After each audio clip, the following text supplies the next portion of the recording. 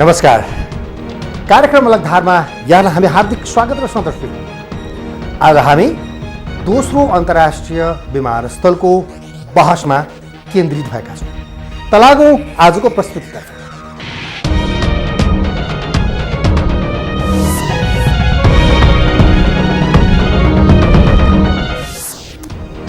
अब आजको प्रस्तुति दर्शकवृन्द हो देशको एकमात्र त्रिभुवन अन्तर्राष्ट्रिय विमानस्थलले बढ्दो पर्यटक र हवाई सङ्ख्याको कारण निकै चापमा परेको छ। अहिले अब दोस्रो विमानस्थल निर्माणमा हतार नगर्ने हो भने हाम्रो पर्यटन र नागरिक उड्डयन क्षेत्रको विकासमा बाधा पर्ने देखिन्छ।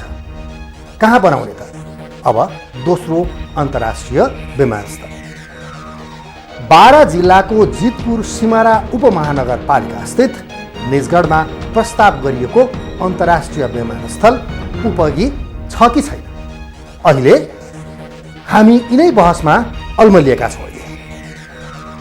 सरकारले निजगढमा अन्तर्राष्ट्रिय विमानस्थल बनाउने सङ्कल्प लिइसकेको छ, तर एउटा मन्त्रालय विमानस्थल निर्माणमा कम्मर कसेर लागिरहेको यो बेला पर्यावरणीय हिसाबले अथवा त्यो विषयले गर्दा अर्को मन्त्रालय यो अभियानमा ब्रेक लगाउन लागेको भान हुँदैछ। दर्शकवृन्द, बाँकी अलगधारको यो रिपोर्टमा निजगढ अन्तर्राष्ट्रिय विमानस्थल अपरिहार्य, जुटाउँ पुँजी थालौँ काम।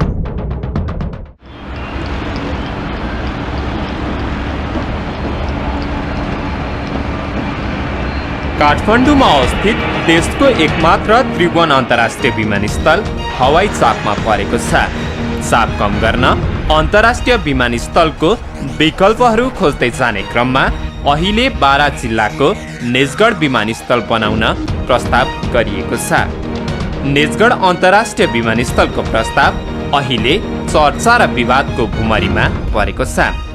विकासवादीले विमानस्थलको पक्ष लिइरहेका छन् भने वातावरणविदले लाखौँ रुख सखा पारेर विमानस्थल बनाउने नहुने अडानहरू दरोसँग राखिरहेका छन्। समयको माग, यात्रुको चाप, समृद्ध नेपालका लागि पर्यटक भित्राउने आधार, त्रिभुवन अन्तर्राष्ट्रिय विमानस्थलको क्षमता लगायतका कारणले वैकल्पिक अन्तर्राष्ट्रिय विमानस्थल अति आवश्यक भइसकेको छ। अन्तर्राष्ट्रिय विमानस्थल निर्माणका लागि ठुलो धनराशि खर्च हुने भएकाले यसमा चियो चर्चो हुनु स्वाभाविक हो। राष्ट्रिय गौरवको आयोजना निर्माण गर्दा त्यसबाट प्राप्त हुने उपलब्धि र क्षतिको गहिरो मूल्याङ्कन गर्न गहिरो बहसहरू हुन जरुरी छ। भलै बहसहरू निकास र विकासका लागि हुनुपर्दछ। नेपालमा विक्रम सम्वत 2006 सालदेखि उड्डयन सुरु भएको थियो। तत्कालीन राजा महेन्द्रले विक्रम सम्वत 2012 मा त्रिभुवन अन्तर्राष्ट्रिय विमानस्थलको औपचारिक उद्घाटन गरेका थिए। यो विमानस्थल नाममात्रको अन्तर्राष्ट्रिय विमानस्थल हो।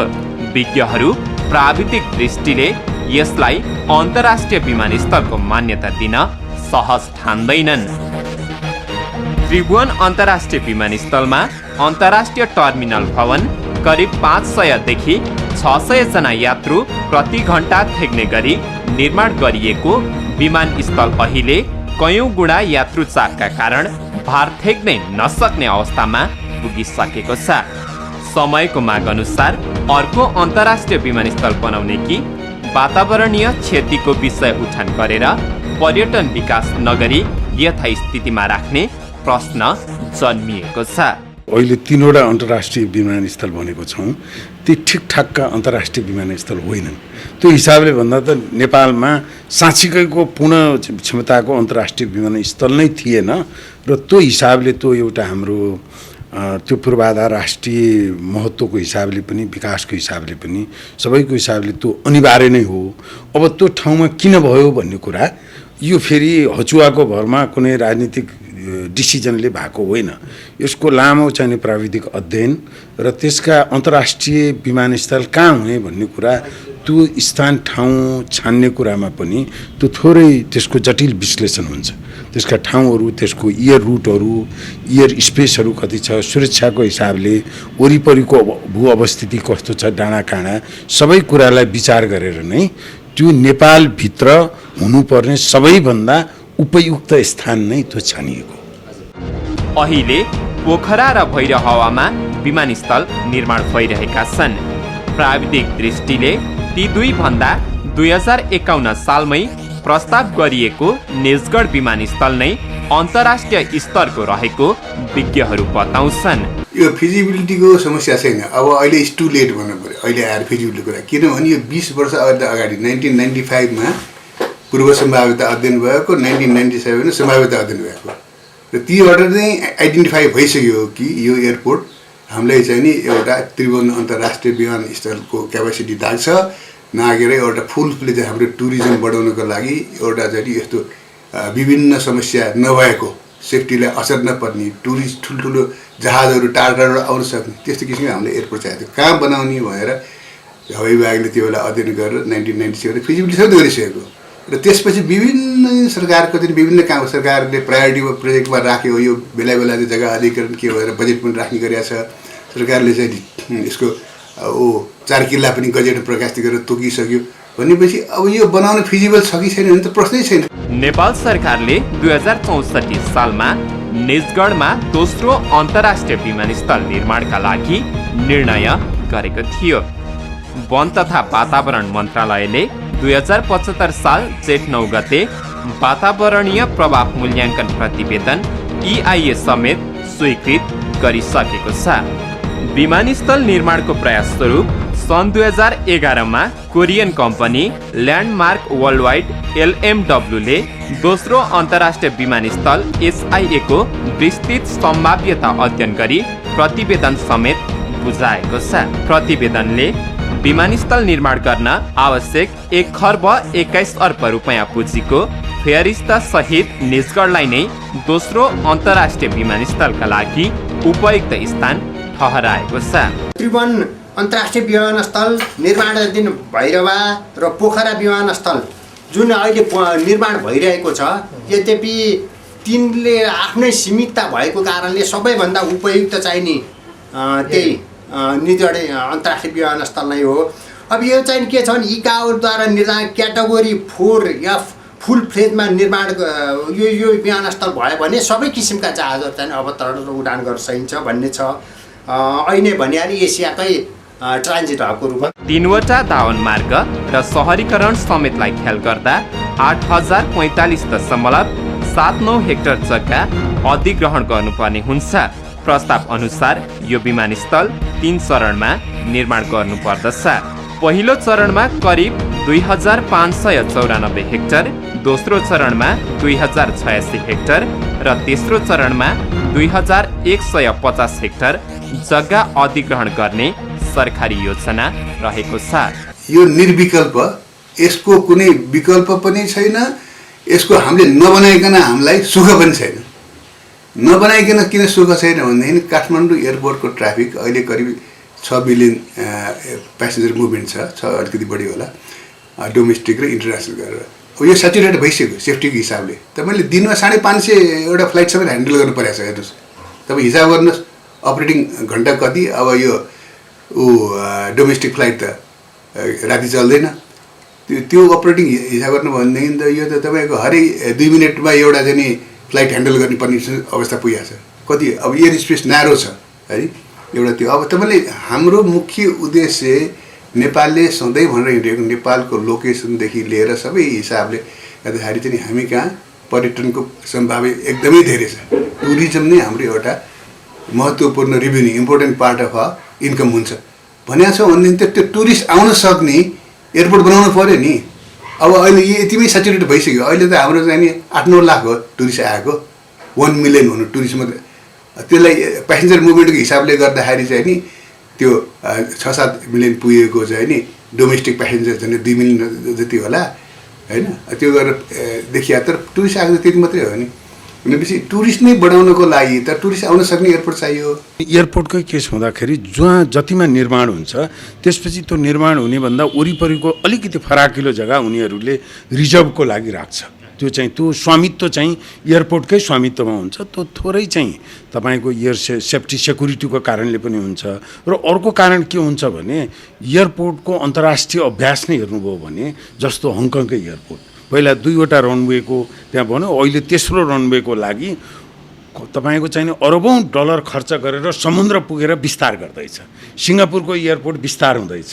तपाईँ हेथ्रोकै कुरा आयो, हेथ्रो 40-50 वर्ष अगाडि बनाएको सम्भवतः अहिले बेलायतीहरूले चाहिँ त्यतिखेरको प्लानरहरूलाई चाहिँ दोष दिन्छन्, किनभने त्यतिखेरको प्लानरले सानो बनाएको हुनाले अहिले त्यो चाहिँ सञ्चालनमा चाहिँ त्यसको अति व्यस्तता छ। हाम्रो जस्तै प्लेन चाहिँ त्यहाँ ल्यान्ड गर्नुभन्दा पहिला माथि आकाशमै आधा घन्टा 1 घन्टा घुम्नुपर्छ। त्यस हिसाबले जुन तपाईँले अहिले 8000 हेक्टरको कुरा गर्नुभयो, अहिलेलाई तत्कालको पहिलो चरणको लागि अब सूचना आएसम्म 2500 हेक्टर चाहिँ अहिले तत्कालको लागि पहिलो चरणको लागि क्लियर गर्ने र 8000 हेक्टर भनेको अहिले 8000 हेक्टरको सबै रुख काट्ने भने होइन। पुँजीकै कुरा गर्ने हो भने पहिलो चरणका लागि 646.24 मिलियन अमेरिकी डलर खर्च हुने अनुमान गरिएको छ। यस्तै दोस्रो चरणमा 77.8 तथा तेस्रो चरणमा 87.92 मिलियन अमेरिकी डलर लागत लाग्ने अनुमान गरिएको छ। पुँजीको जोहो गर्न सरकारले सार्वजनिक निजी साझेदारी अर्थात् PPP तथा इन्जिनियरिङ खरिद निर्माण र वित्त व्यवस्थापन मोडेलहरू अपनाउने रणनीति लिएको देखिन्छ।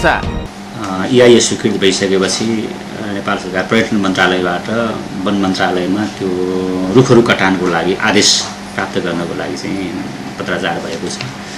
त्यो रुख कटान आदेशको निमित्त नेपाल सरकारको निर्णय हुनुपर्ने हुँदा वन मन्त्रालय मार्फत चाहिँ नेपाल सरकारमा त्यो प्रस्ताव गएर स्वीकृत भएर आइसकेपछि नेपाली सेनासँग एग्रिमेन्ट भए बमोजिम चाहिँ त्यो कटानको कामहरू सुरु गर्नुपर्ने स्थिति हो। त्यो सुरु गर्नको निमित्त खास गरी संरचना बनाउनेहरू ठाउँ जुन अहिले करिब 1900 हेक्टर क्षेत्रफलमा जहाँ संरचनाहरू बन्छ त्यसको रुखहरू काट्ने, त्यो ठाउँको रुख काट्ने काम चाहिँ पहिलो चरणमा गर्नुपर्ने हुन्छ। त्यो काम अगाडि बढाउनु पर्ने छ। त्यो सँगसँगै चाहिँ करिब रोडहरू लिङ्क रोडहरू पनि बनाउनु पर्ने स्थिति हुन्छ।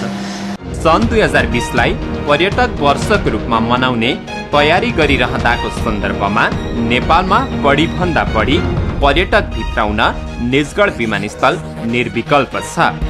एकमात्र अन्तर्राष्ट्रिय विमानस्थल हुँदा टर्किज एयरको विमान धावन मार्गमा अड्किँदा होस्, चाहे बङ्गलादेशबाट विद्यार्थी बोकेर आएको विमान दुर्घटना हुँदा होस्, उडान नै ठप्प भयो।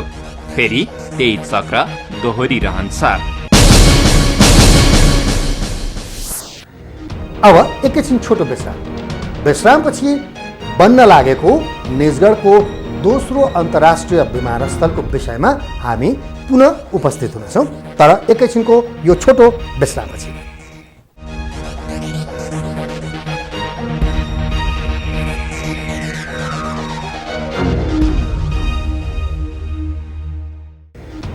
विश्रामपछि स्वागत छ कार्यक्रम अलग धारमा। दर्शकवृन्द, यहाँहरू हेर्दै हुनुहुन्छ कार्यक्रम अलग धार। हो दर्शकवृन्द, दोस्रो अन्तर्राष्ट्रिय विमानस्थल निर्माण अपरिहार्य अहिले बनिसकेको छ। निजगढमा विमानस्थल बनाउँदा 25 लाख रुख काट्नु हुँदैन भन्ने आवाजले केही अलमल भएको देखिँदैछ। दर्शकवृन्द, वातावरणविदहरू कम रुख काटेर विमानस्थल बनाउन सुझाइरहेका छन्। अहिले पर्यावरण जोगाउन खोज्नु नाजायज हुँदै होइन। दर्शकवृन्द, विज्ञहरूको सुझाव ग्रहण गर्दै विमानस्थल निर्माणलाई गति दिनु सरकारको दायित्व हो। बाँकी अलग धारको यो रिपोर्टमा कम रुख काट्ने उपायमा घुत्ल्याउँ, निजगढमा सरकारी क्षमता परीक्षण। दोस्रो अन्तर्राष्ट्रिय विमानस्थल निर्माणमा विलम्ब गरिनुहुन्न। यो बढीभन्दा बढी पर्यटक भित्राएर आर्थिक अवस्था वृद्धि गर्ने उपाय पनि हो। निजगढको आर्थिक गतिविधि बढाउन झनै मद्दत पुग्नेछ। यो नेपालीहरूको मात्र नभएर यो दक्षिण एसियाको एउटा चाहिँ सौभाग्य पनि हो र यो असाध्यै राम्रो छ व्यावसायिक हिसाबले पनि र सञ्चालनको हिसाबले पनि। यसले चाहिँ नेपालीहरूको यो पर्यटनदेखि लगाएर आर्थिक कारोबारमा पनि धेरै ठुलो यसले चाहिँ हैसियत राख्दछ। यो हामी बारावासीका लागि चाहिँ एउटा चाहिँ हाम्रो लागि महत्त्वपूर्ण एउटा परियोजना हो। त्यो सरकारको एउटा हामी खुसी नहुने भन्ने त्यहाँ कुरा छैन होइन। यो एउटा चाहिँ राष्ट्रकै गौरव हो। दोस्रो अन्तर्राष्ट्रिय विमानस्थल जुन बाराको जितपुर सिमरा उपमहानगरपालिका र कोल्बी नगरपालिकामा बन्दैछ। यो एयरपोर्ट बन्नुपर्छ, कुनै पनि हालतमा यहीँ बन्नुपर्छ।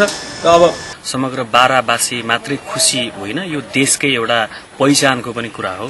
विशेष गरी नेपालसँग अन्य विकसित मुलुकहरूको चाहिँ हवाई सम्बन्धका लागि पनि यो दोस्रो अन्तर्राष्ट्रिय विमानस्थल असाध्यै महत्त्वपूर्ण साबित हुने भन्ने एक खालको विश्लेषण छ भने देशकै गौरवको आयोजना हो।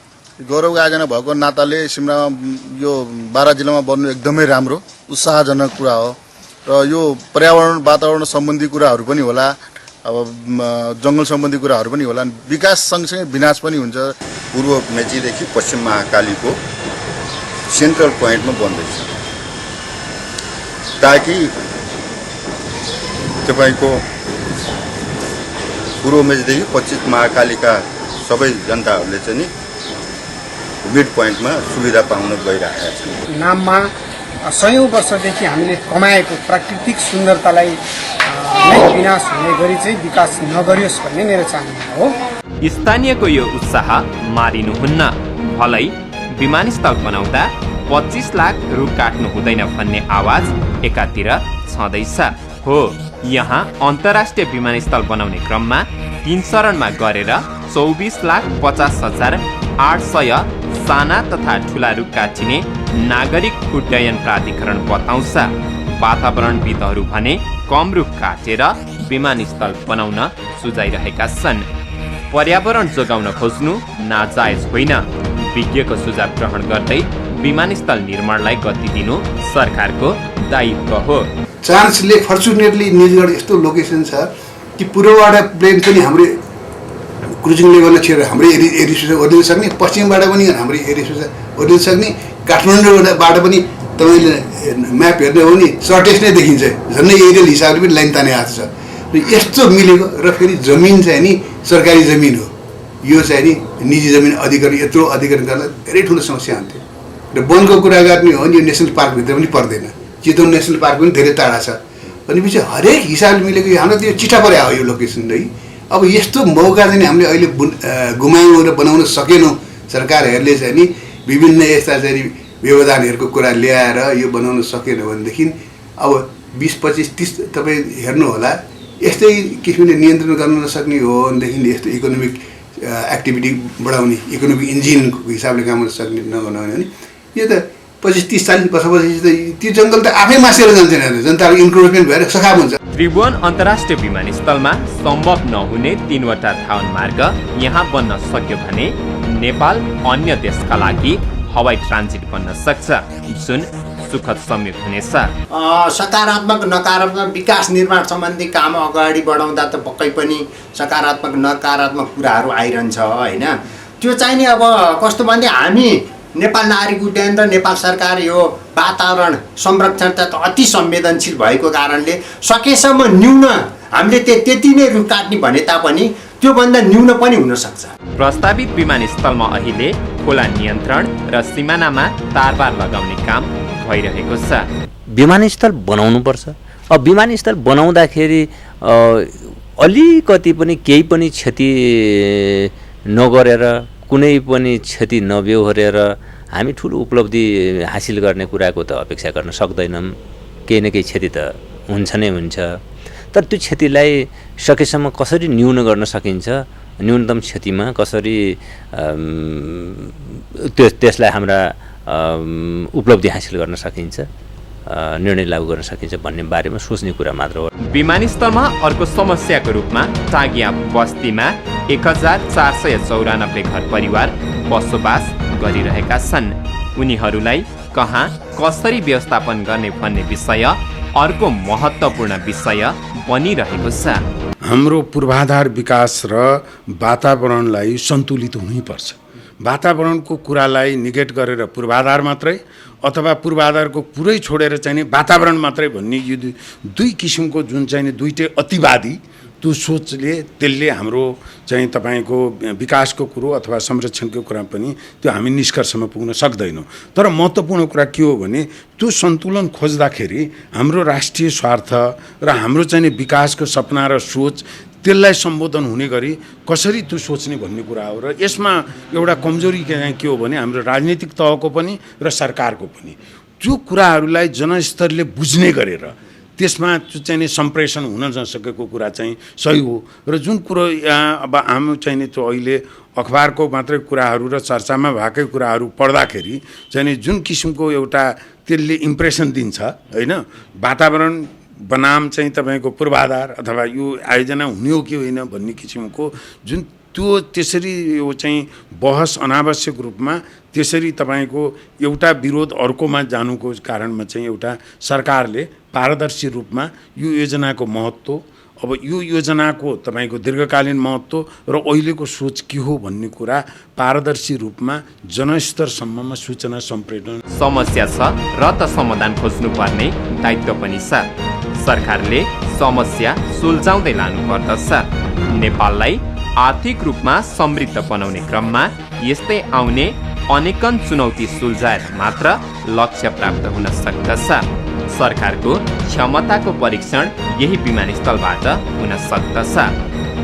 मुलुक संघीयतामा गइसकेको सन्दर्भमा केन्द्रीकृत सोच त्याग्नु पर्दछ। काठमाडौँ नजिकको निजगढ विमानस्थल दूरी र प्राविधिक रूपमा पनि उपयुक्त थलो हुने विज्ञहरूको रायलाई शिरोधार्य गरिनु पर्दछ। आधुनिक विकासका लागि केही परम्परागत मान्यता र वस्तुहरू त्याग्न सक्नु पर्दछ। अब यो विमानस्थल निर्माण रोक्ने होइन, बरु प्राकृतिक क्षति न्यूनीकरण गर्दै योजना सफल बनाउनतिर तन मन र धन लगाउनु श्रेयकर हुनेछ। हो दर्शकवृन्द, नेपालमा आउने प्राय साहसिक, सांस्कृतिक र धार्मिक अनि मनोरञ्जनका लागि पर्यटकहरू आउने गर्दछन्। तिनलाई सहज आगमनका लागि दोस्रो अन्तर्राष्ट्रिय विमानस्थलको समयको माग पनि हो दर्शकवृन्द। अत अहिले रहेको एकमात्र अन्तर्राष्ट्रिय विमानस्थल विस्तार गर्न असम्भव रहेकाले काठमाडौँको निकटमा रहेको निजगढ विमानस्थल बनाउनु प्राविधिक दृष्टिले उपयुक्त हुन सक्छ दर्शकवृन्द। तर टनल मार्ग र फास्ट ट्र्याक बिना निजगढ विमानस्थलको उपयोगिता कम हुने भएकाले तत्काल ती संरचना निर्माणमा पनि ध्यान दिन त्यत्तिकै जरुरी छ दर्शकवृन्द।